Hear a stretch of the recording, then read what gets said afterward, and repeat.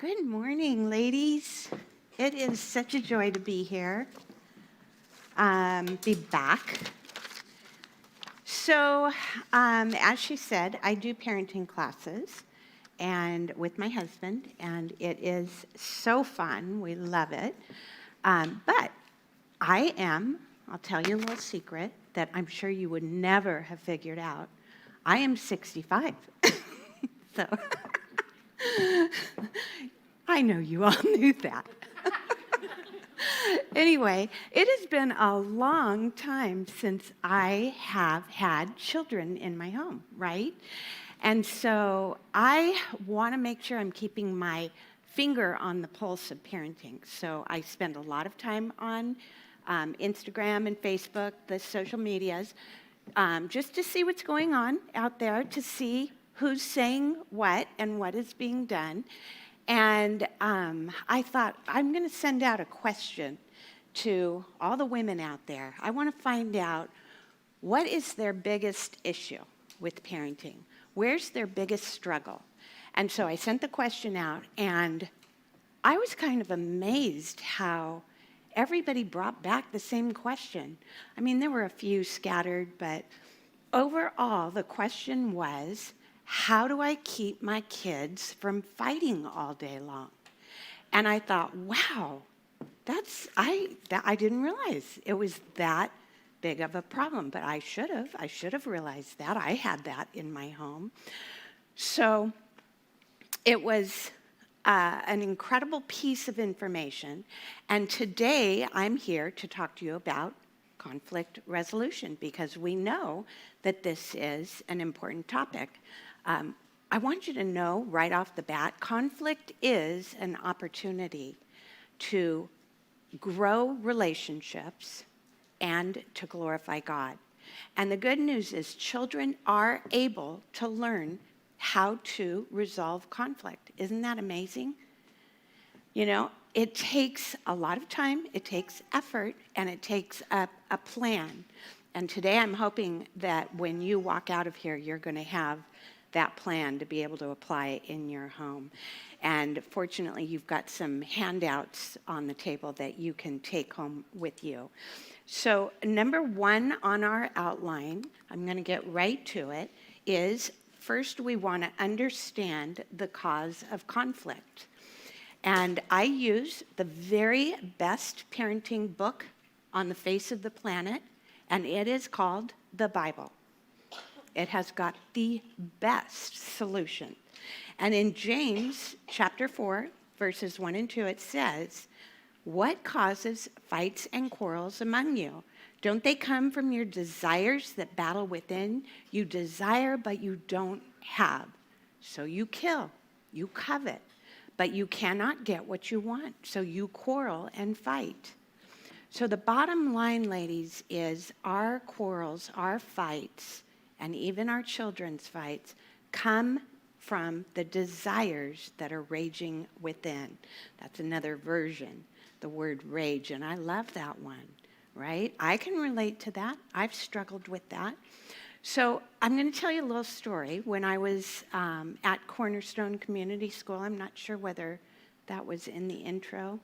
I ran a school for 20 years, and my husband and I founded that school, and the school was founded on the principles of training the hearts of children. So everybody in the school, all the parents, all the admin, all the teachers were trained through the parenting class so that everybody was on the same page. They were all like-minded. At Cornerstone, we were obviously very purposeful about training biblical principle for our kids. And still, because of our human nature, there was sin abounding, right? And so here we were one year on our first day back from summer vacation, and our second grade boys were going to be going out for a snack break. And they all sat down at their table, and one of the boys needed to go to the restroom. So at Cornerstone, we had the little buddy system. If one goes, the other one has to go with them. So we sent Joshua along with Michael. Michael was the one that needed the little break. So I get a mom coming to me the next day. And she says to me, Sharon, she said, I had this weird situation happen. I'm walking down the hallway and I see, Michael is her son, I see Joshua paying Michael $2. And she goes, so I walked up to Joshua and I said, Joshua, why did you pay my son $2? And she said he starts acting nervous, kind of shuffling.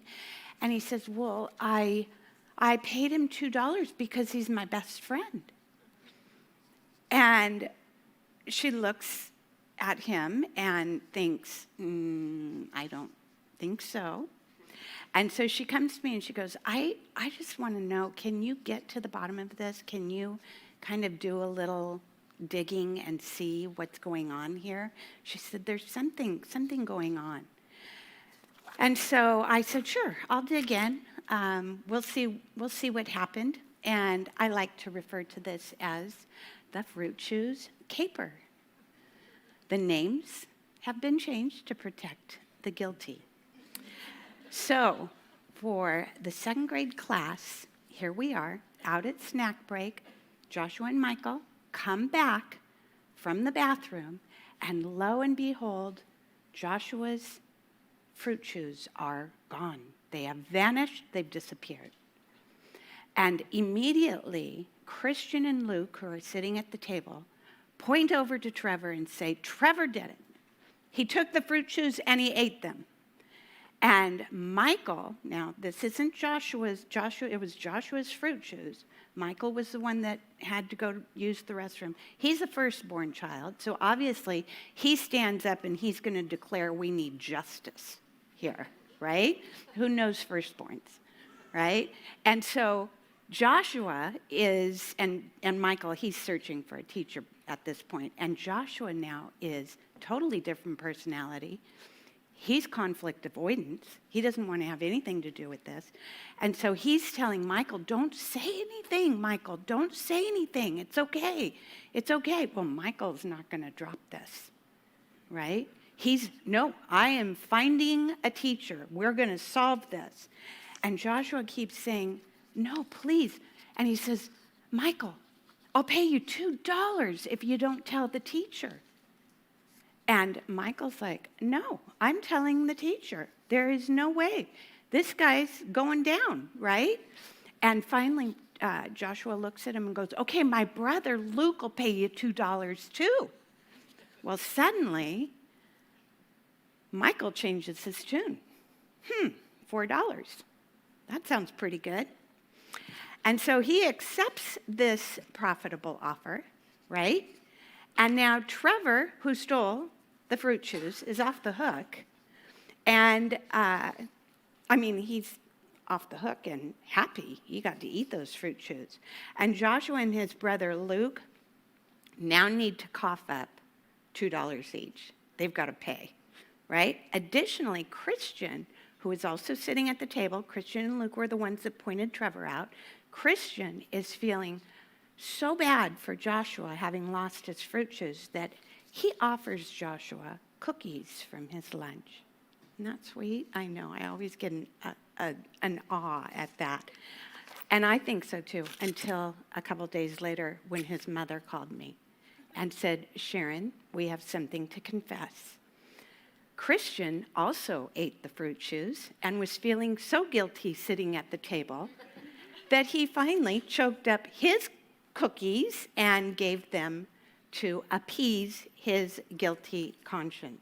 So in one 15-minute snack, we had stealing, we had lying, we had manipulation and tattling, we had bribery and accepting a bribe, and we had a payoff to appease a guilty conscience.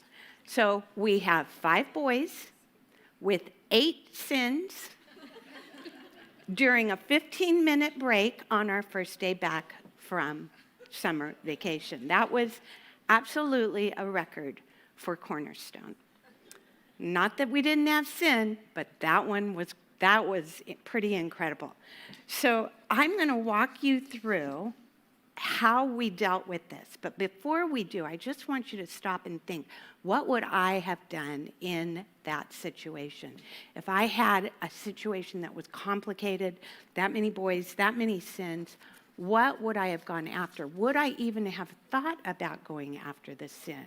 Or would I have been more prone to kind of just settle them and get them back on track and, head them back into the classroom? And it's interesting because today there are two very prevalent viewpoints. And again, I get to see this on social media. Very interesting. Number one, there's God's perspective. And God's perspective is that any departure from what he has ordained to be right behavior in agreement with him is sin. So that opens the funnel way up. John 1:3 tells us, through him all things were made. Without him, nothing was made that has been made. That pretty much encapsulates everything in the universe, including us. That means that God is our creator. He has perfect and sovereign authority over us as our maker, as our creator. He can, therefore, say what is right and what is wrong. He can establish the boundaries. Sin's clearly outlined in the Bible, which is the one book that God has left us to refer to learn more about God and more about ourselves, right? In light of who God is. When we don't align ourselves with God's law, it is called rebellion against a holy and perfect God, the one who is sinless. God has never sinned. It goes against his nature to sin. He can't sin. And he is completely, 100% perfectly set apart from evil. Mankind is not sinless. God has given us free will to choose in our lives whether we want to obey him and walk according to his statutes or walk according to our own feelings and our own desires. This means we are not holy because none of us are walking in perfect holiness. We prefer to be autonomous. I'm sure every single one of you can agree with this. We want to make our own rules. We want to do what we want to do. We don't want to be told what to do by somebody else. Which brings us to our second perspective. There is no God and there is no sin. And this is very prevalent on social media today. So psychologists are the ones that are driving this theory, and people are joining it like crazy. And it says that if there is no God, if we do not choose to believe that there is a God, then sin is man-made. It's a man-made concept to cause people to conform to somebody's boundaries, somebody's restrictions. Those in this camp believe that since God does not exist, nobody has the right to tell them how they should live, to tell them what is right from wrong, what is good from evil, what is just from injustice. Everyone can choose to believe whatever they want to believe according to how they feel, right? Each person can determine whether their actions are good or bad or evil. So just imagine for a moment what happens when the world concedes to this idea that behavior is relative. It just depends on who we are.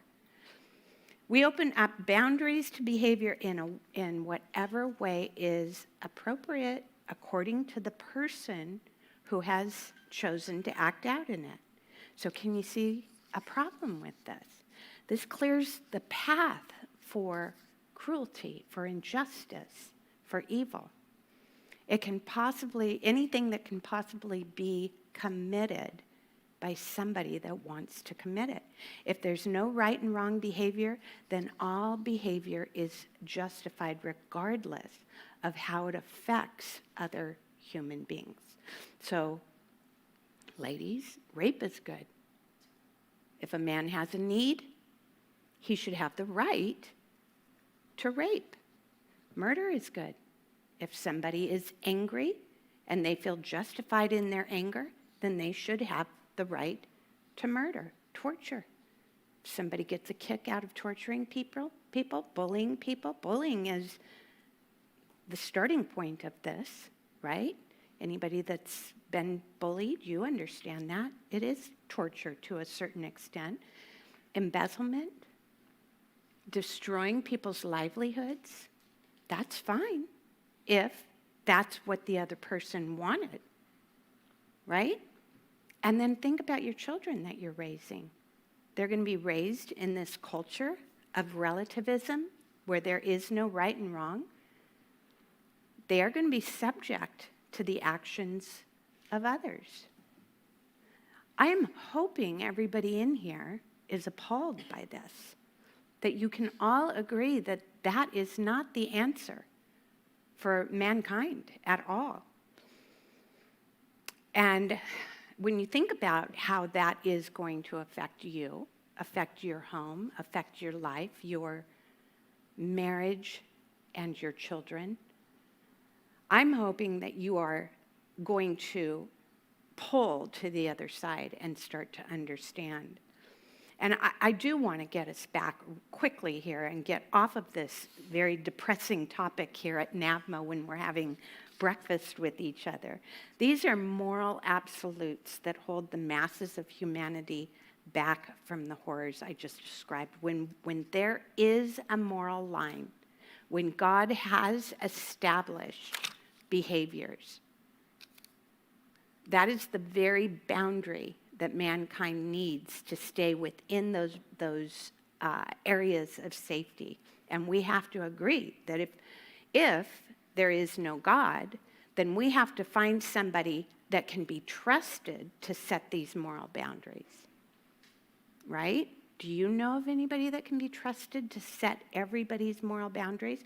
If one, we have to make sure that the person is good, innately good, right? Not just a nice guy on the outside.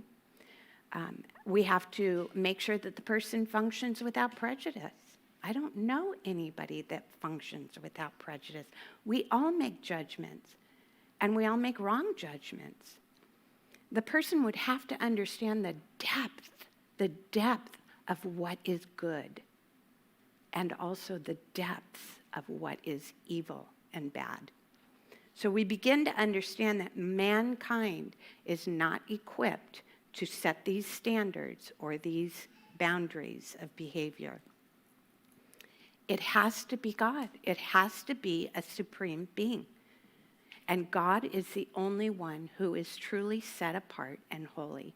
So when we understand the two options, we begin to understand God's statutes are actually proof that he loves us and he cares about us and he wants it to go well for mankind. This is a loving God who has instituted these boundaries. And this brings us right back to Cornerstone with our 5 boys and our 8 sins. We at Cornerstone recognized that God was in authority. We recognized our inability to be sinless, and we are trusting in God's holiness and his boundaries. And we're also committed to teaching this to our children, to make sure that they're being raised up with a good set of boundaries. And also for them to get to know who they are. We need to know who we are, and we need to know who God is, right?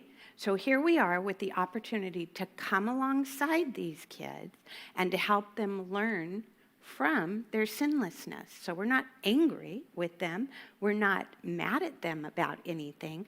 We just want them to learn from their sinfulness so that we can have them grow in their knowledge of who they are and who God is.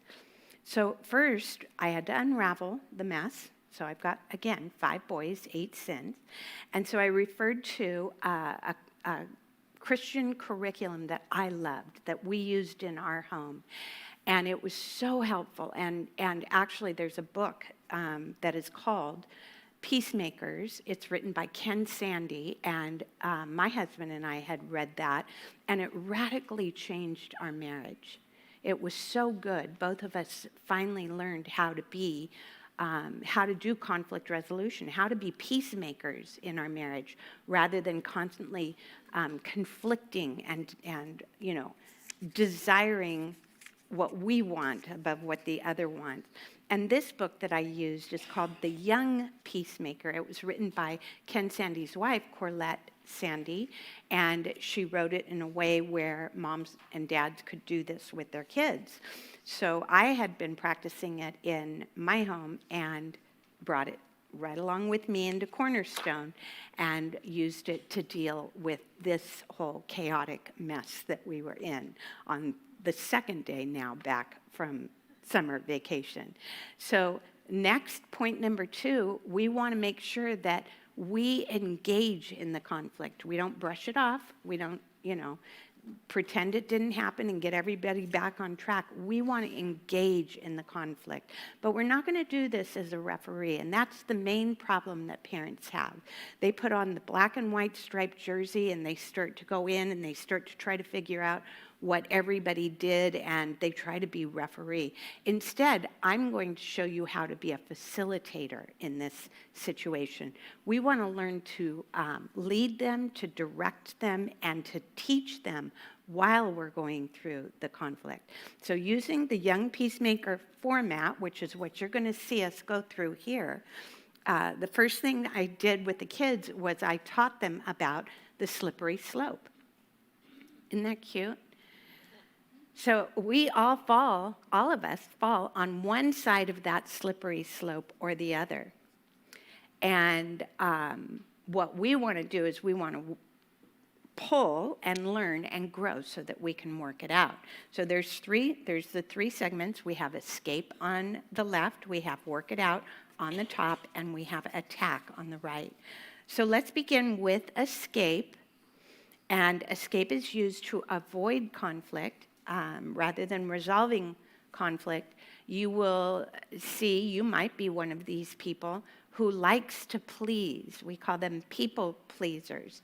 And it is actually a very sweet person who is a people pleaser, generally speaking. They do not like conflict, and they will try not to get into conflict. I wish I was a little more of a people pleaser. I think that would be nice, but not what God wants, right? So within escape, we have 3 choices. We have number 1, we can deny that anything happened. There is no conflict. It's all going to be okay. We can brush it under the carpet. This is where Joshua lived. Doesn't that sound like Joshua coming back saying, no, don't tell the teacher, and it's okay. He stole my fruit shoes, but it's okay. And so Joshua didn't want to solve the problem. He would rather pretend that it didn't exist. Our second choice is, there we go. There is Joshua, our little people pleaser. Our second choice is the blame game. And if we blame the other person, we don't have to admit we did anything wrong, right? And a lot of people fall into this category. He did it, she did it, right? Even though we may have been involved in it. This is where we find a Christian. He did not admit to eating the fruit shoes, did he? And so he was covering up. And then Trevor, our little thief, who was lying by not coming forth and telling Joshua that he had been the one to eat the fruit shoes, he falls into that. And then Joshua again is falling into this because he lied to the mom when she asked him the question, why are you paying my son $2? The problem with all of these choices is it leaves us in conflict, it leaves us angry, it leaves us bitter, it leaves us with hardened hearts and broken relationships. Nothing is restored. So in order for a child to make a right choice, they have to know what the right choices are. That makes sense. Our third choice in the escape segment is run away. This is also quietly fade into the background, right? When the conflict starts, it's the one that backs off and doesn't want to have anything to do with it. Obviously, poor Joshua is in this again. You're going to see Joshua all over this slope. He wanted absolutely no commotion. This might also describe Christian, gift giving his cookies, right? If he could appease Josh, then the whole thing would just disappear. And now on the opposite side of escape, we have attack. Attack is a form of manipulation. It puts pressure on a person or people to do what the one person wants them to do. It also damages relationships, obviously. Within attack, we again have three choices. We have put downs that include verbal aggression and bullying. Finger pointing and accusing fits in here. So like Luke and Christian, and tattling like Michael. So we've got, did we get to 14? Did that just change? Let me see. Okay, I'm going to move back and trust it. Our next sinful choice is gossip, damaging reputations in an attempt to get others on our side, which creates hurt and mistrust. Doesn't this all make sense? Have you guys been, I could tell you I've probably been through every single one of these things. Because tattling falls into this category. Again, yeah, there's Michael. And Luke, who pointed the finger at Trevor, Michael and Luke were twins, by the way. So Luke pointed the finger at Trevor, and then Christian, who did the same thing. Some of these boys were, like I said, all over the slippery slope. And, you know, as I even going through this today, thinking back on this whole situation, I think there were more than 8 sins. Because there's a lot more going on here. The last thing in the attack category is fight. And it can be physical, force to get what we want. Fights can leave broken relationships, sometimes broken bones. Fortunately, we didn't have any broken bones that day at Cornerstone. Yay! There's one victory. But also in the fight category is stealing, because stealing is an aggressive form of getting what you want. And so Trevor falls in that category as well. So transitioning up to the top of our slope, we have work it out. Notice nobody's up there.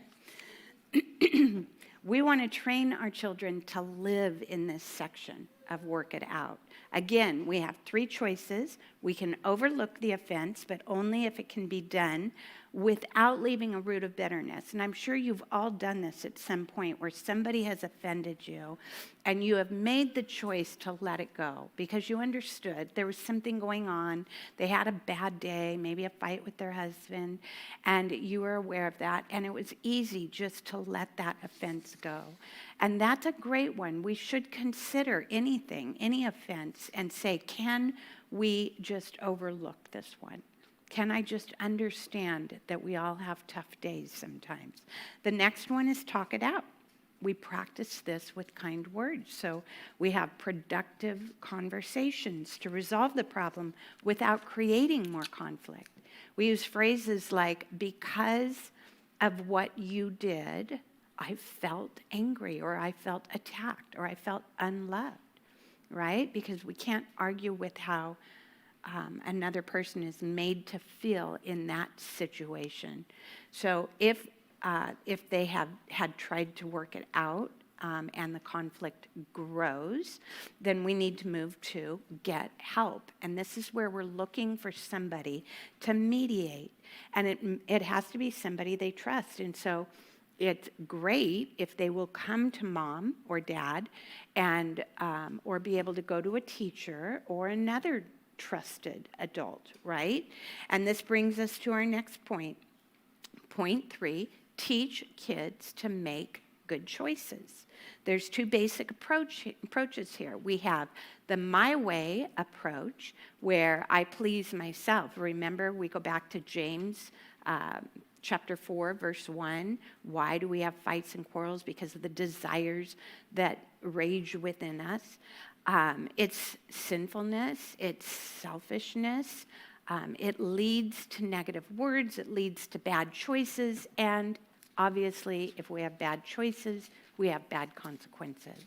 Next, we have the wise way choices. Obviously, this is where we want to train our kids. So the wise way approach leads us to pleasing and honoring God, to learning to speak to others with wise peacemaking words. So now we're going to learn to be careful with our words so that we are then making good choices with good consequences, right? And then point number 4, teach kids to rightly respond. All these issues have now been uncovered.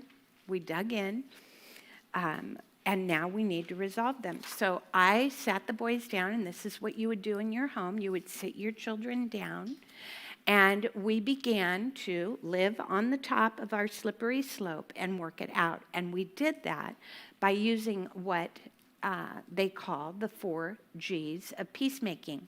We need to remember peacemaking brings us opportunity, again, to glorify God in conflict. Remember, God sees everything. So he is the perfect judge. We are not sitting there unseen by anybody. God does see us, and he does recognize when we've sinned. So the Bible tells us in 1 Corinthians 10:31, so whether you eat or drink or whatever you do, do it all for the glory of God.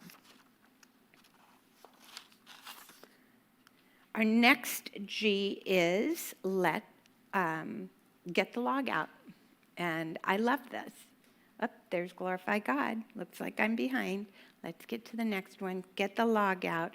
And here we have Matthew 7:5. And I love this. It's so visual for the kids. And you can explain this to them. It says, first take the plank out of your own eye, and then you will see clearly to remove the speck out of your brother's eye. So basically, the Bible is explaining to us that when we are trying to accuse another person, we're trying to pull a little sliver out of their eye while we have a great big huge plank in our own eye. We're not acknowledging our own sin. So as I'm sitting with the kids, I'm helping them to get the plank out of their eye. They want to talk about what the other guy did, right? Yeah, but he did this. Yeah, but she did that. And that's what we hear in our home, isn't it? And then they don't want to see that they have that great big plank in their eye, that they participated in the conflict. There is something that they probably did that created more of that conflict. So I keep redirecting the kids as they want to point to each other. I keep redirecting them, and I'm telling them, guys, I want to hear what you personally did. Not what he did, not how he said it. I want to hear what you did. I want you to take responsibility for your own actions. So let's consider Michael, who wanted to tattle on Trevor on the attack side of the slippery slope. All he could see was Trevor's sin. That's all he could see, right? It was wrong. It was unjust that he did that. So while I chatted with Michael, I helped him to think about what he had done, how he had made some foolish mistakes in what he did. I asked him questions like, what do you think that you did that was a wrong choice? That's a great question to ask kids. What do you think you did that was a wrong choice? Because it stops them from looking at the other, and it gets them thinking about, what did I do? What was my behavior? And then I asked him, how would you feel if somebody had done that to you, where they were excited, really excited about getting you into trouble? How would you feel if somebody was doing that to you? You have to look at yourself first and consider your own ways. if you are willing to refrain from tattling for the sake of $4, then what was your motive in tattling to begin with? Obviously, it wasn't because you cared about Trevor and his sinful heart. You didn't care that he needed to be restored. You cared first about getting justice, that's retribution. And then you didn't even care as much about retribution as you did about $4, quite frankly, because you traded that out, right? So on the other side of the slippery slope, we had Joshua who offered the bribe. Michael's actions would most likely have led Joshua into having that bitter root in his heart. Michael's, and certainly in his brother's heart, because Luke wasn't even really involved in this, right? Although I think he might have been, but we won't go there. That's speculation. But anyway, they, if all of a sudden your brother is looking, going, she'll pay you a bribe too, right? You're going to end up having a little bitter root in your heart towards that person. So, and the other kids were able to continue in their sin because, again, nothing was resolved. Because of fear of conflict and possibly fear of reproof, Joshua was willing to sacrifice the well-being of his friends. Do you see how we keep looking back at the fact that we've got to consider the other people? We have to think about what's best for them. So when we think more about the well-being of the other person in the conflict, we are more likely to promote reconciliation and fellowship. And we do away with the sin and the turmoil and the bitterness. So continuing to help the boys understand their part in the conflict, I then led them through what we call the 5 A's of confession.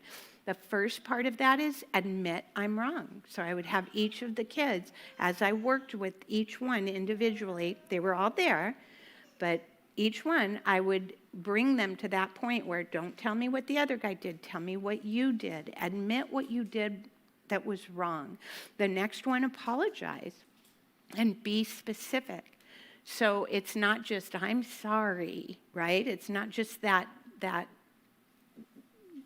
just submitting to saying the word but not having any feelings behind it. We want to apologize specifically, and there's a humility in that, right? We're letting go of our pride in that moment, and we're apologizing specifically for what we had just admitted that we did wrong.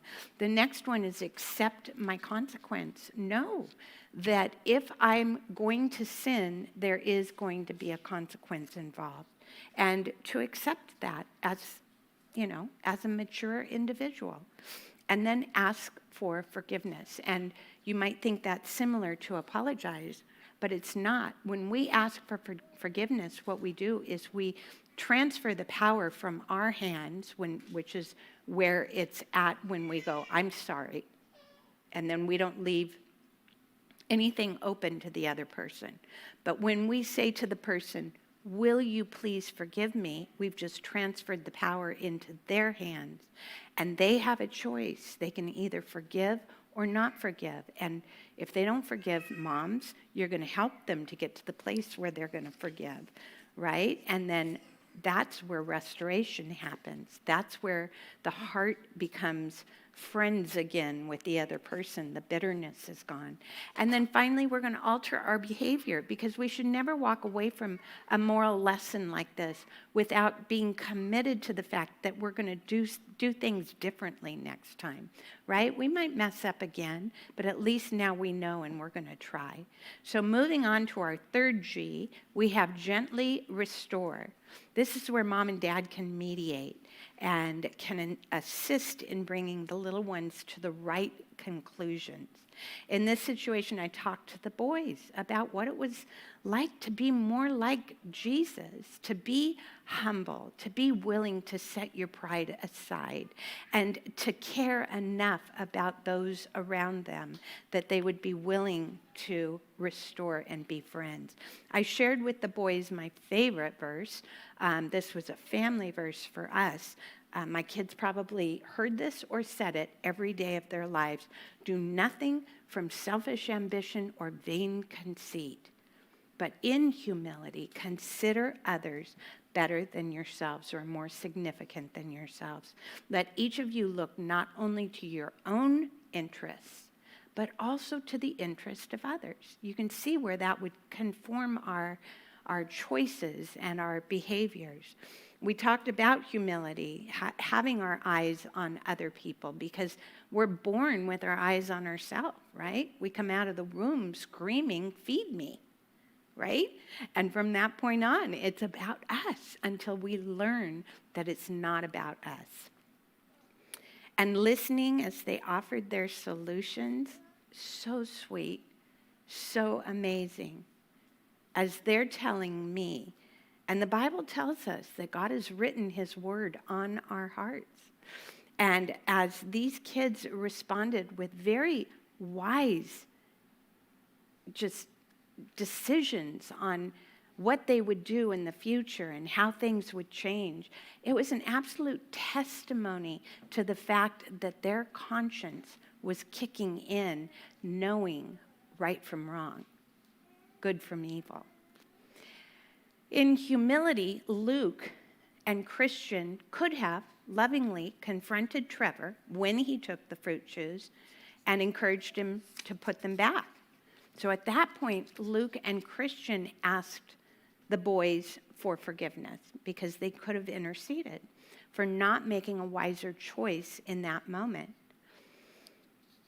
Trevor was also given an opportunity to confess what he did. So he asked for forgiveness from Joshua, right, for stealing the fruit chews, and then also the other boys for causing them to stumble into multiple sins.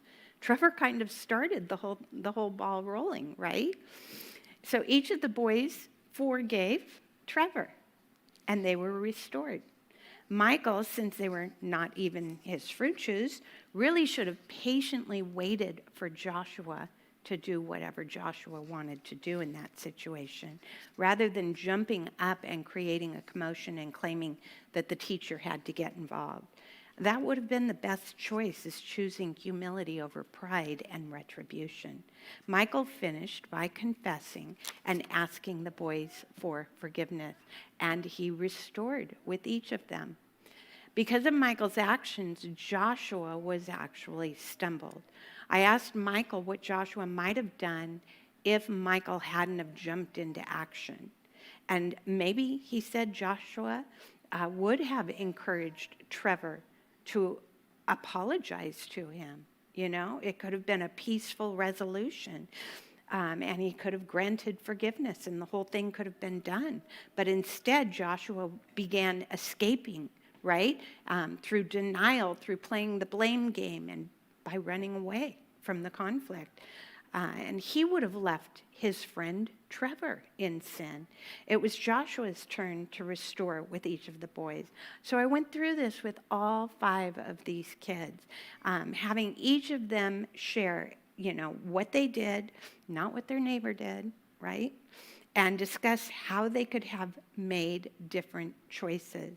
Now it was time for our 4th G, go and be reconciled, my favorite part, and their favorite part as well. Reconciliation has to be the final act, right? If we don't get to this, what's the point? So have you ever noticed with your kids, when you've got fights ensuing in the house all day long, that they get worse? They don't get better. They don't get over it.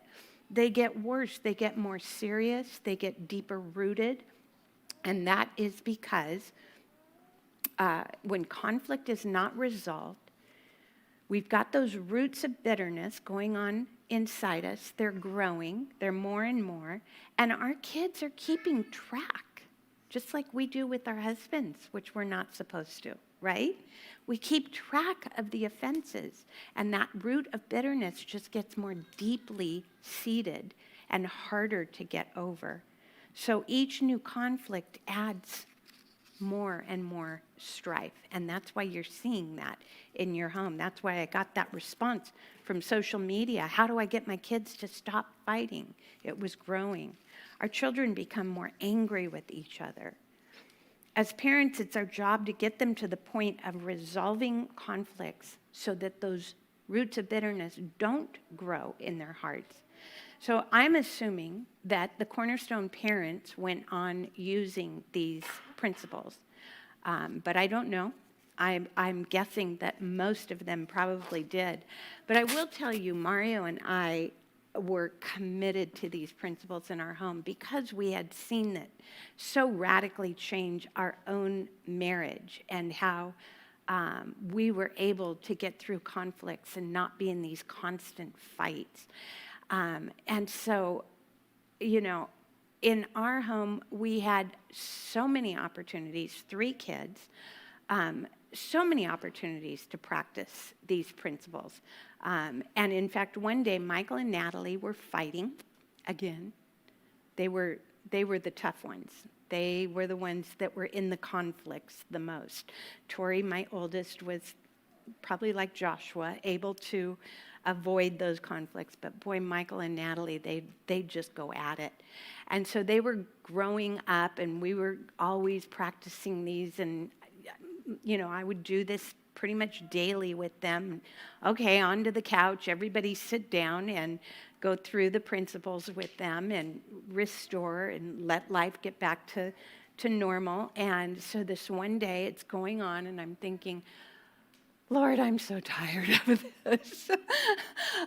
Am I going to have to do this again, you know? And Michael and Nat stormed down and into their rooms, and one door slams and the other door slams, and I'm like, I'm going to have to pull them back out, get them back on the couch. And all of a sudden, Natalie comes back out of her room, and she turns towards Michael's room, and I'm on full guard here, thinking, uh-oh, what's going on? She knocks on Michael's door. I hear him say, come in. She walks in, closes the door. I'm getting a little closer to the door to see if I can hear what's going on. It sounds calm. I'm surprised. It sounds calm. There's a little talk. And all of a sudden, Natalie comes back out of the room, and she sees me standing there. And I'm like, you know, I'm sure she saw my eyes like saucers, like, you know, what's going to happen? And she looks at me and she goes, and then she turned around, walked in her room, closed the door, and I went, they did it. They did it on their own without me being involved. It was so wonderful. You can tell. I'm still thrilled about it. That I didn't have to be the one dragging them to the couch one more time, but they had learned the principles and they were able to resolve that conflict on their own. And from that point on, that's what they did. Anytime there were conflicts in the home, they knew what they had to do, and they did it.